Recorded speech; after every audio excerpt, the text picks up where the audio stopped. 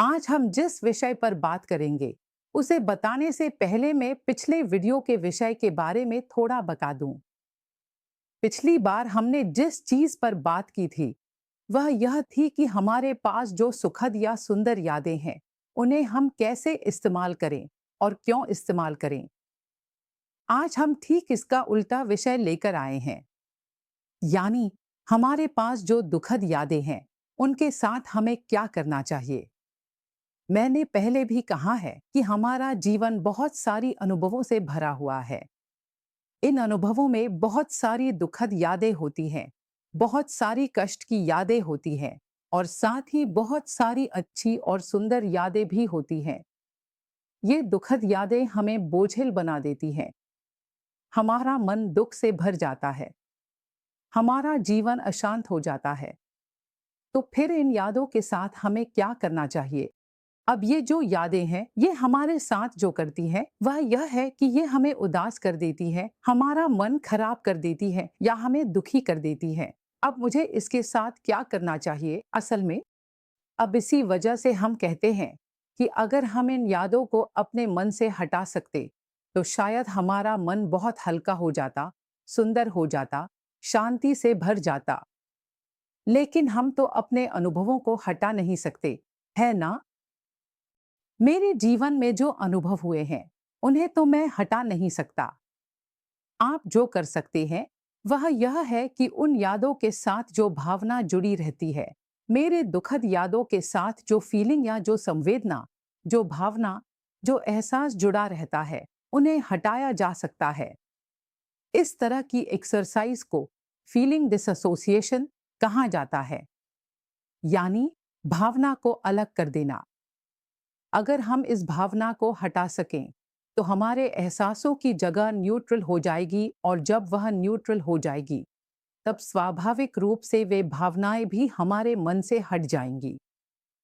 इन पर भी कुछ एक्सरसाइज होती हैं। आज मैं एक बहुत सुंदर एक्सरसाइज के बारे में बताऊंगा। यह एक्सरसाइज करने से आपके मन में जमी हुई दुखद यादें भी चली जाएंगी। अब मैं एक्सरसाइज बता रहा हूं। आप चाहे तो इसे लिख सकते हैं। अगर आपके पास नोटबुक या पेन है तो एक एक स्टेप लिख लें। सबसे पहले हम क्या करेंगे? एक डायरी या नोटबुक लेंगे। डायरी के शुरू में हम एक शीर्षक लिखेंगे, या जैसा कि उसमें होता है, शीर्षक ठीक नहीं, टेबल ऑफ कंटेंट्स जैसा जो होता है, टेबल ऑफ कंटेंट्स या शायद उसे शीर्षक ही कहते हैं।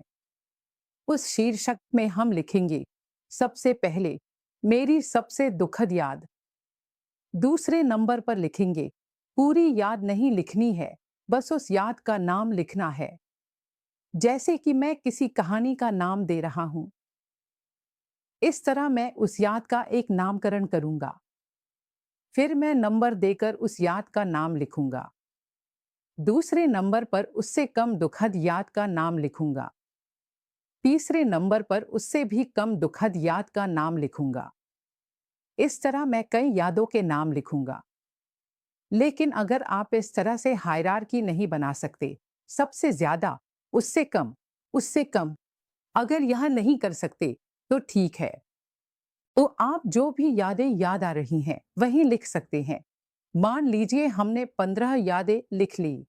15 यादें लिखने के बाद आप अपनी डायरी को बंद करके एकदम रख देंगे।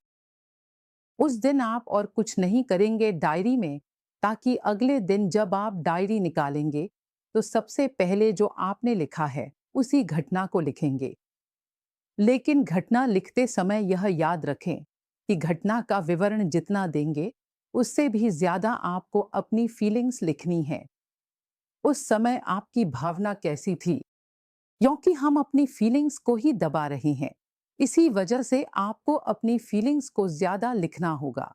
आपको कैसा लग रहा था? मान लीजिए उस समय आपको लग रहा था कि यह घर मेरे लिए असहनीय है।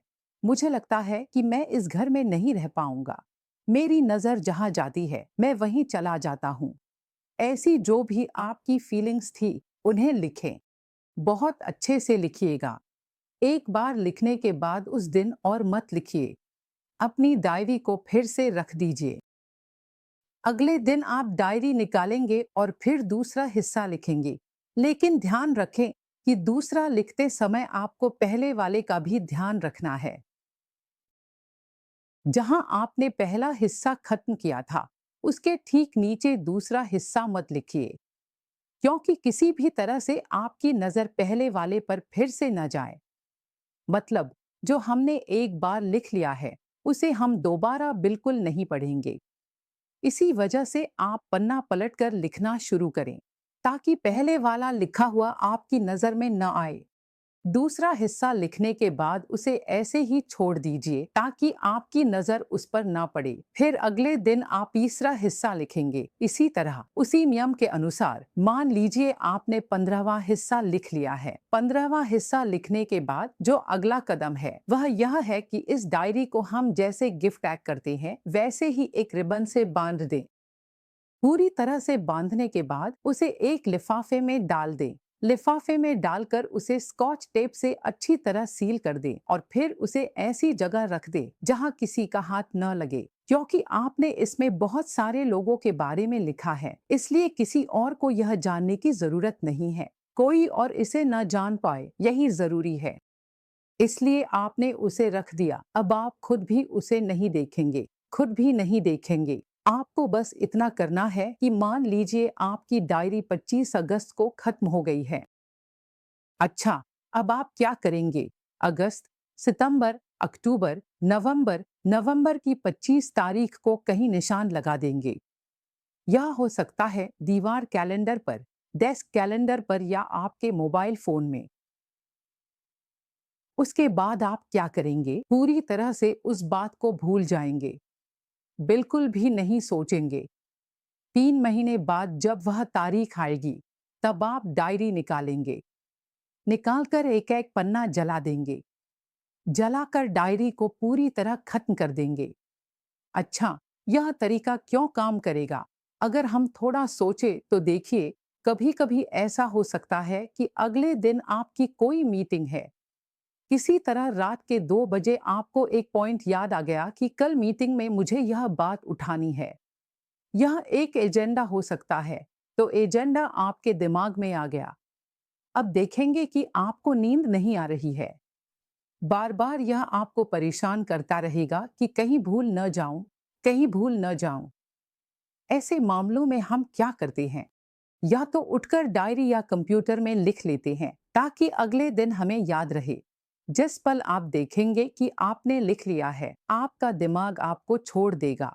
वह आपको कहेगा, कोई बात नहीं, अब तुम सो जाओ, कोई परेशानी नहीं है। यहाँ भी बिल्कुल वही बात है कि मैं इतने दिनों से जमा किए हुए दुखों को लिख रहा हूँ, लिखकर अपने मन से हटा दिया।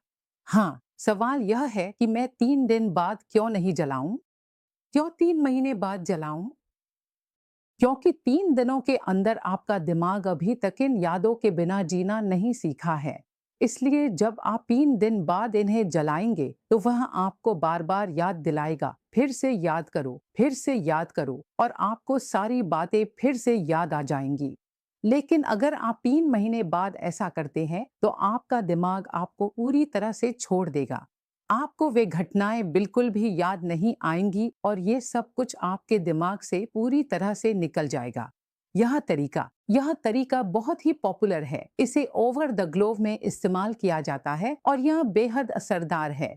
जब मैंने इसे सीखा था, आज से लगभग 1920 साल पहले, जब मैंने इसे पहली बार खुद पर आजमाया था, तब उस एप्लीकेशन ने मेरे लिए बहुत अच्छा काम किया। तभी से मैं पूरी तरह से कन्विंस हो गया। मैंने बहुत लोगों को यह तरीका आजमाने के लिए कहा है और वे सच में इससे बहुत लाभान्वित हुए हैं। अच्छा, वैसे हाँ, आप में से कई लोग शायद डायरी लिखते हैं। आम तौर पर डायरी लिखते हैं।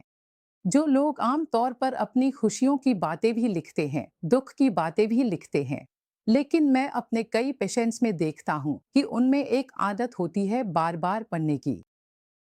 लेकिन दुखद यादों को कभी भी दोबारा मत पढ़िए, क्योंकि आप समझ सकते हैं, जब आप लिखते हैं और फिर उसे पढ़ते हैं, तो इसका क्या मतलब है। इसका मतलब है कि वो बातें आपके मन में और गहराई से बैठ जाती हैं। इसलिए दुखद यादों को भूलकर भी मत पढ़िए। हाँ, लेकिन खुशियों की यादें आप पढ़ सकते हैं। मैंने अपने पिछले वीडियो में भी यही बात कही थी।